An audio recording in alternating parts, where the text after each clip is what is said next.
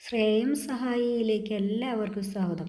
എൻ്റെ കൂട്ടുകാരെല്ലാവരും സുഖമായിരിക്കുന്നു എന്ന് ഞാൻ വിശ്വസിക്കുന്നു. ഇന്ന് നമ്മളിവിടെ അപൂർണ ഭൂതകാലത്തെക്കുറിച്ചാണ് കേട്ടോ പഠിക്കുന്നത്. ഒരു പ്രവൃത്തി ഭൂതകാലത്തിൽ നടക്കുകയായിരുന്നു, എന്നാൽ അത് ചെയ്തു കഴിഞ്ഞോ എന്ന് നമുക്കറിയില്ല. ഇങ്ങനെയുള്ള ക്രിയയാണ് നമ്മൾ അപൂർണ ഭൂതകാലം എന്ന് പറയുന്നത്. കർത്താവ് പുല്ലിംഗ ഏകവചനമാണെങ്കിൽ ക്രിയാധാതുവിനോടുകൂടി താഥ എന്നും, പുല്ലിംഗ ബഹുവചനമാണെങ്കിൽ തേ ധേ എന്നും, സ്ത്രീലിംഗ ഏകവചനമാണെങ്കിൽ തീ ധീ എന്നും, സ്ത്രീലിംഗ ബഹുവചനമാണെങ്കിൽ തീ ധീം എന്ന് ചേർത്ത് നമുക്ക് ഈ ക്രിയ ഉണ്ടാക്കാവുന്നതാണ്.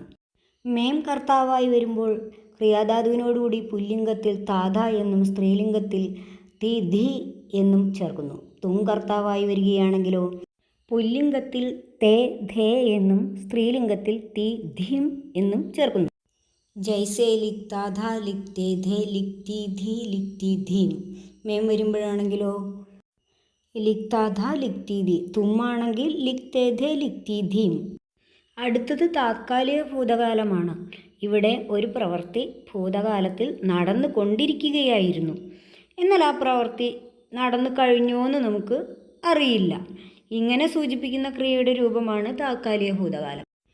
അപൂർണ ഭൂതകാലത്തിലെ ത തേ തീക്ക് പകരമായിട്ട് രഹ രഹെ രഹി എന്ന് ചേർത്ത് നമുക്ക് താത്കാലിക ഭൂതകാലം ഉണ്ടാക്കാവുന്നതാണ്.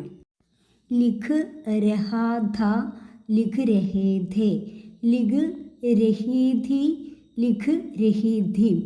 മേം കർത്താവായി വരുമ്പോൾ ലിഖ് രഹാധ ലിഖ് രഹീധി. തും കർത്താവായി വരുമ്പോൾ ലിഖ് രഹേധേ ലിഖ് രഹീധി. ഭൂതകാലത്തിൽ നടക്കേണ്ടതായിരുന്ന ഒരു പ്രവൃത്തി എന്തോ കാരണത്താൽ നടന്നില്ല. ഇതാണ് ഹേതുമത് ഭൂതകാലം സൂചിപ്പിക്കുന്നത്. കർത്താവിൻ്റെ ലിംഗവചനങ്ങൾക്കനുസരിച്ച് ക്രിയാധാതുവിനോടുകൂടി ത തേ തീ എന്നിവ ചേർത്ത് നമുക്ക് ഹേതുമത് ഭൂതകാലം ഉണ്ടാക്കാവുന്നതാണ്.